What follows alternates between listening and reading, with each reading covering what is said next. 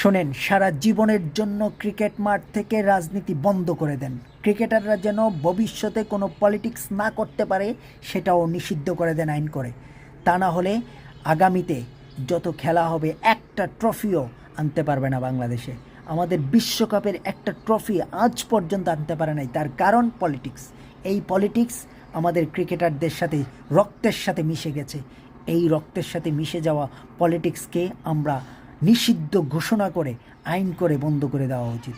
আর কোনোভাবে যেন তারা এই পলিটিক্সে ইনভলভ না হতে পারে। তাদেরকে এতটাই উৎসাহিত করবেন তারা যেন যেই কোনো ম্যাচে মানে বিজয়ী লাভ করে আমাদের বাংলাদেশে ট্রফি নিয়ে আসতে পারে, এই সুযোগ তাদেরকে করে দেন। তাদেরকে উৎসাহিত করেন তারা এইগুলো যেন করতে পারে, তারা যেন বিশ্বকাপের ট্রফি কাঁধে করে নিয়ে আসতে পারে, সেই সুযোগ করে দেন। দেখবেন অচিরেই ট্রফি নিয়ে আসবে।